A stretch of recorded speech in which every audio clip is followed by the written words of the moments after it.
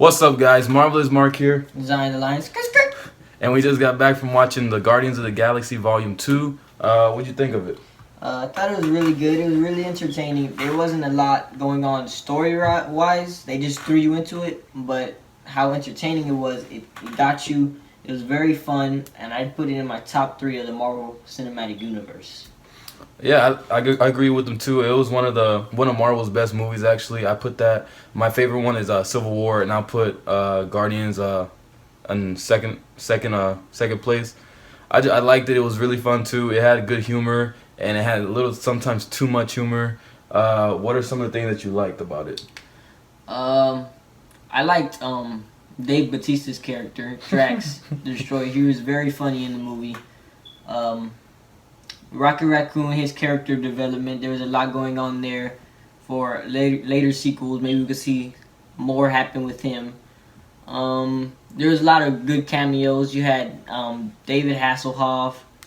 Sylvester Stallone was there as the captain of the Ravagers. We saw Howard the Duck. He was voiced by Seth Green, actually. And we didn't know he was in there. And they had Stan Lee. They cleared up all his movie cameos, so that was a great thing to see too. I agree with everything he said too, just I like seeing Groot too. It was fun to see him too. Everyone liked to see Groot. He was cute, and then I know a lot of you seen the end credits too, and at the end you finally get to see him grown up, and a lot with Chris Pratt's character, Star-Lord, him with his dad and Kurt Russell. I thought that was cool. He was a good villain, a small villain, and I thought he did pretty good. What were the negatives that you had about the movie? Oh yeah, they fell short on the villain side again, as they usually do. They had the extra people. What were they called? The gold people? The Sovereign. Yeah, they had that. They would come in every now and then. They'd just throw things off. But again, they had somewhat of a point at the end. They tied it together somehow. There was 3 different end credit scenes. The Stanley one. Well, there was one with the Yondu, his one of his guys, the Ravengers. He started using the little helmet thing with the arrow. He was practicing with it, and he shot Batista he shot Drax in the shoulder. That was one of the end credits too. And then we get who was it, Adam? Mm-hmm. The Sovereign mentioned Adam, so I'm pretty sure in Volume 3 of Guardians of the Galaxy that's basically going to be the villain, and I'm pretty sure that's going to be a really tough villain for the Guardians to face. Anything else for the negative? A lot of stuff did drag on too long, like the scene where Drax is getting the fin for Yondu. That dragged on a little too long. Yeah. But other than that, it was still fun. It was funny to see. It was nice. And yeah. Alright, and then for me, my negatives is it really didn't have a story to it. It really didn't. It was really everywhere.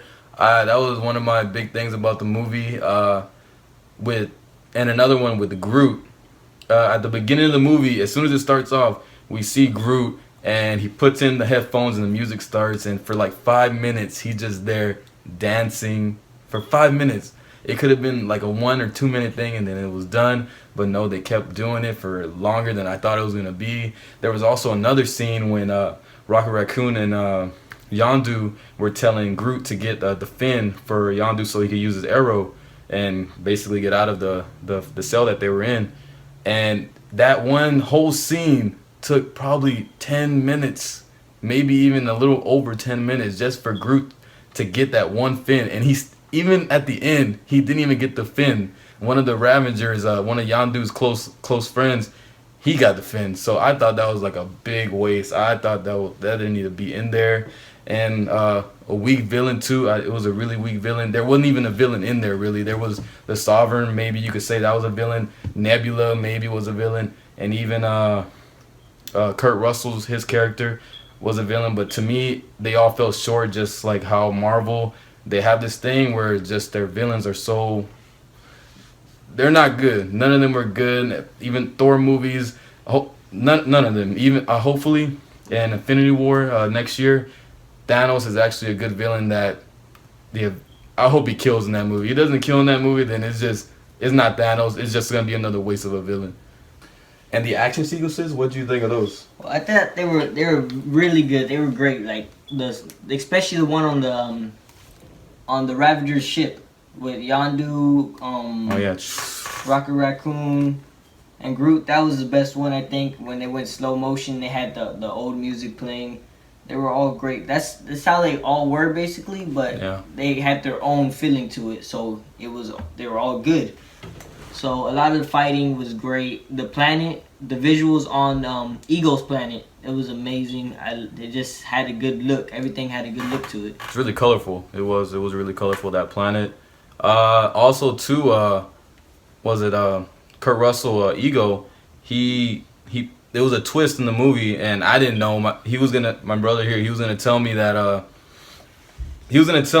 he knew that Kurt Russell put a tumor in Star-Lord's mom's head, and I didn't know that. That was a plot twist. I did not expect for them to do that. That was pretty. I mean, it wasn't cool, but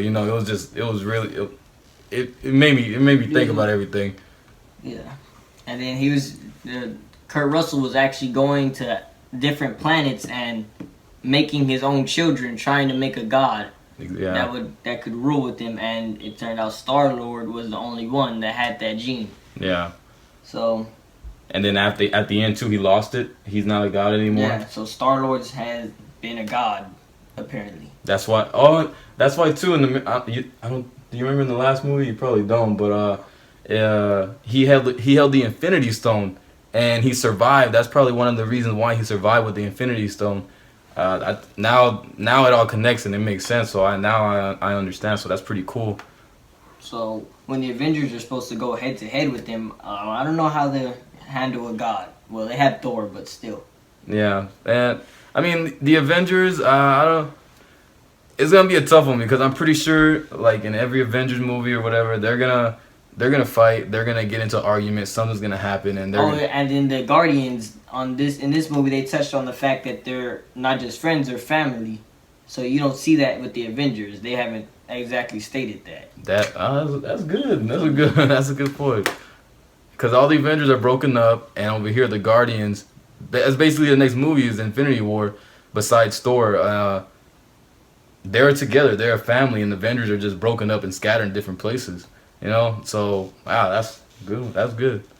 Anything else you got to say? Or? The movie's pretty good. It's solid. I give it an 8.7. 8.7. I give it a 7 out of 10. I give it that. It's just I couldn't get over just the Groot stuff or the story and the villain. That just fell short for me. That's why I give it a 7. Anything else? Nope. I think that's it. Alright guys, well that's our spoiler review for Guardians of the Galaxy Volume 2. Make sure you subscribe. Make sure you hit that like button. Smash it! And check back. Alright.